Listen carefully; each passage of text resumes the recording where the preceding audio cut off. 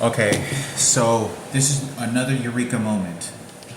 Please do the investigation. I know there has to probably be some straight, good women, Hispanic women, some that understand how persecuting Ken and Sarah in the police department are doing this to close in on this. Go to Robert Zarates Senior's house, inventory of family members that went to that house. 100,000% when I say this. I said this in this other video. When I used to go to Robert Zarates' house, I know that Mr. Senior Robert Zarates already passed away.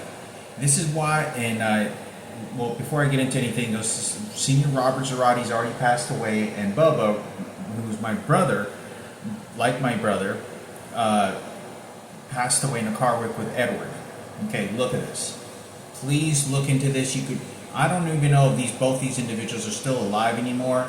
I think only one of them, if one of them is alive, there's only one of them that's going to be left alive. And I would think that would be the guy. And this guy looked 100% gay. 100%. And you could just tell how he was raising his kids, and I don't know if this person was a transgender or not. But when I used to go to Robert Zarates, occasionally there would be family that would show up from Oak Cliff. And to my understanding, they lived in deep downtown Dallas, or they lived somewhere in Oak Cliff in the hood. And there was one couple, a guy that was very light complected, light brown hair, and he spoke Spanish, but he was like pale. He was like, real light skinned. Brown eyes, dark brown eyes, and like a light brown hair, and was about 5 foot. He was about 5'11", no more than 6 feet tall, about probably 210 pounds, I would say. And this guy was probably about the age of, by looking at him, mid-40s, I would say, mid-40s.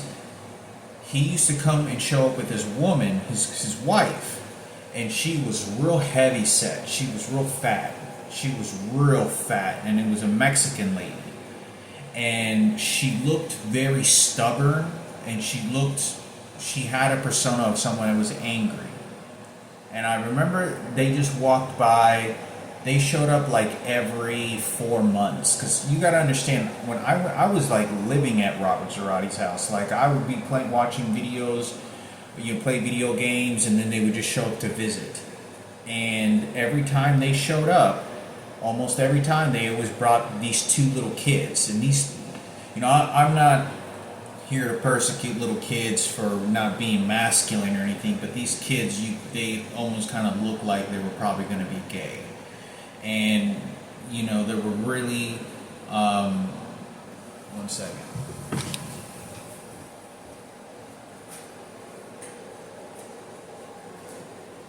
These kids, they looked like they were really nurtured. And you ever seen the TV show, The Simpsons? They had Rod and Todd, how they were kind of just, oh, how's it going? They behaved almost exactly like that.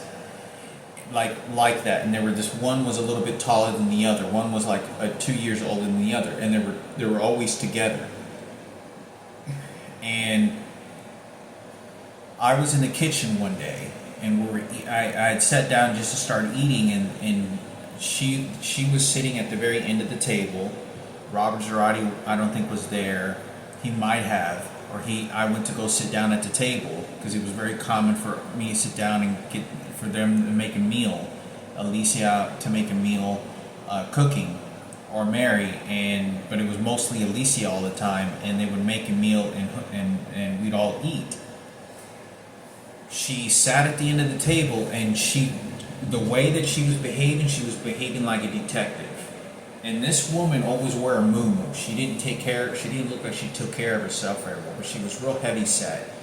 She was probably like 300 pounds, like at least 250 pounds. Like, she was maybe not real tall, but she walked kind of like this, and she'd always wear a muumuu. Black hair, kind of wore it in a ponytail, and I don't know if this person was a transgender or not, okay? They both showed up, and I remember this guy looking at me in a way that he was curious who I was. Not like I was just some friend of Robert's. Like there was some kind of interest of connection of somewhere. And when they came to the house, she was like, I don't know what she was doing with her hands, or she was eating, and and out of nowhere, she goes, and she's like if I'm where that camera is, and I'm that lady, she just like, yeah, those are twins right there. He goes, yeah, those twos are twins right there. And she just did this, and there wasn't any conversation. I didn't ask her a question. So they trailed it, the information, trailed it all away, tracking me down to Robert Zarates' house. This is how the word of gossip and contacting, and I was about 14 years old. I was about 14 to 15 years old, not older than 15. I was still in like middle school when this happened. I was about 14 years old. So I wanted to say something about this, because if you gave my mother a house and you snatched the kid and all this information went out, you don't understand. You pissed off all these transgenders and they went after me. And you pissed off this guy. I'm telling you, this guy did not look like he was the biological kid of these kids. And let me tell you something else. These two little boys, they did not look like they belonged to her. Like if you looked at her hair and her skin, they were very dark. She was very not dark skinned. She was about the same skin tone as me, but she had dark eyes like I do and black hair like I did. This guy had dark light brown hair, like almost kind of going bald though, very thin, and he kind of had the facial structure similar to Tato. Tato was the guy, Abraham, his dad, which I talked about so many years. It lives in Carrollton. That used to be my father's mechanic. But I wanted to talk about this because they're trailing this information, and someone's dispatching their gay community, and they went after me. They went over to that house. They went over to that house. These gays and these transgenders dispatched everybody. Because you were building a house, you were going to give my mother a car, and they got caught because they stole the baby. They stole the identical twins. So when I say twins, they were the twins. Remember I told you that Julian is an identical twin? Well, wherever this twin went, wherever this identical twin went, they went over to that house and reported it to their fellow transgenders and gays and said, go investigate Hector. But this isn't a police investigation. These are a bunch of faggots and transgenders. But to my understanding, they were family members of Robert Zarates Sr. I don't remember how they were connected, but there was Robert Zarates never really, when I was around him, he never really associated like, oh, hey, we're all family. He just like, oh, that's just family, you know, and he didn't communicate with them very much at all when I was around him. Like they were real abundant. They were just kind of like more than welcoming them inside themselves into the family. It was more like that. But I would look into this. They sent them over there. This is how bad it's falling on me. I have no idea what's going on. This is why I think now my mom's identical twin showed up and walked right in front of Robert Zarates' funeral casket. And it wasn't my mother. Because look, you don't understand how threatening and investigating these transgenders and queers are and how they work with the police department to retaliate. The police department has to find forms to retaliate against targeted people, and the way that they do that is they work together secretly and they talk on their cell phones and they communicate this information. That's how they do that. So I want to make this video, whoever, I don't know anything about Julian's identical twin, which would be my brother. If it was I guarantee you, I feel very confident it was a fucking transgender and faggots that he got sent to. That's what fucking happened. That baby got stolen. I saw that baby get stolen with my eyes with Frankie. Now, Frankie's perfectly fine. He's going to tell you, I was with him. And I was with my father. So I wanted to say something about this. They sent them over to Roberts. The transgenders found out about where you sent, and they got really pissed off because there were some kind of authorities that decided to say, no, you are just a fucking transgender. You don't have the right to be stealing someone else's child, let alone an identical twin, and then taking it over there because you were born with fucking a penis and testicles. You had a dick and balls when you were born, and you want to go and pretend to be a female and a mother, and you can't get a baby, so you just beat the shit out of my mother and then steal her fucking kid, which is my brother. So I wanted to make this video. They sent them over there. Robert, I'm 41 years old. This is 25 years ago, 26 years ago. But this is what I'm talking about, because I don't even know. This is how lethal it becomes when people start poisoning me. And they start getting me sick. And they start doing this shit. And I'm not saying it was them. And I did talk about that there was a few times when my stomach started hurting. And you don't understand that when you're doing this, they're going to come and kill me. And that's why I got this probably fucking disease. And they knew that it was probably going to be blamed on the drugs. Because I met Michael Jackson, and then fellow gay community member, and Kenneth is the one that's investigating for the faggots and transgenders and transgender Lynette and transgender Michelle. Oh, and it's just for the secrets and faggots for the police department. So I want to say this, and now I'm drilling. I want to say this. Look into this. I swear, I promise, 100% on this. They sent them over there. I don't know how this information. This is how the transgenders all network, and they dispatch. Okay, Hector's over there. They're gonna take. They taking my baby. No, you fucking worthless motherfuckers. And this is how they're blaming it on my mother, because they can't reach out to her and go after her after what they did to her. No, they're going after me. That's what they're fucking doing. So please look into this. I don't know who it is. Like I said, as far as it goes with Alicia, Robert Sr. Zarate, and Robert Jr., who passed away, they were blood like family to me. They were so kind to me. Alicia used to buy clothes, and she occasionally had some extra money. She would buy clothes and hand it to me a couple of times, or she would buy an item, and she was always doing this to Robert Zarate all the time. She was always doing this to Robert, buying him clothes. But she was always polite and nice. I always had intelligent conversations with her. Very loving. Same thing with Robert Sr. Zarate. I don't think Robert Sr. Zarate knew about the identical twins, and these people were showing up to his house, investigating, sending their own infantry. They were sending their own personal infantry. Look into that house. She was a heavy-set woman. These kids did not look like they belonged to her. Because when you have kids with a guy that looks like that, your kids are not going to look like that. Your pigmented eyes and hair color are very dominating. It's the same thing when you have sex with a white woman and you're black. Those kids did not look like that guy's biological father. And this guy looked gay. 100% this guy looked gay. Now, I don't remember if this person looked like if this person was a transgender or not, and could have been. But I remember this person was very hoggy built and was just and very mad and bitter. And I remember sitting there, and I didn't know, because you couldn't have gotten Alicia, Robert, or Senior Robert Zarate to ever say anything bad about me. You could never hardly get anything to ever say, because I was so close to them growing up.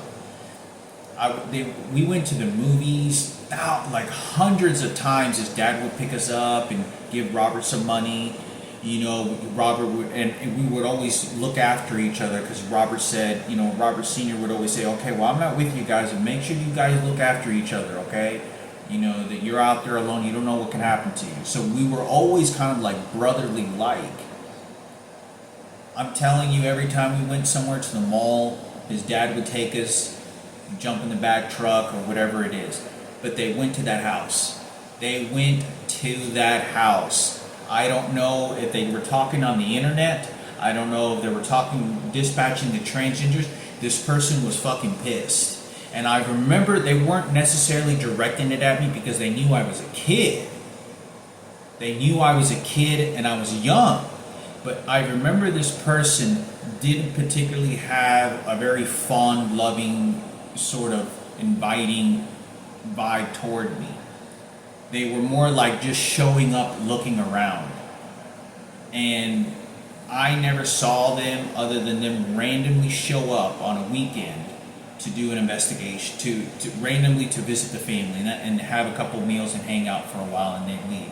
I saw them probably like once every 4 months from the age of about, they didn't start showing up until I was about, I think, 14 years old or late 13. So about 14 years old. And for like about 3 years, I saw them first 2 years I saw them like every 4 months. And they'd walk by, and I never really paid attention to them because I was either in Robert's room or in the living room, or we went ahead and left.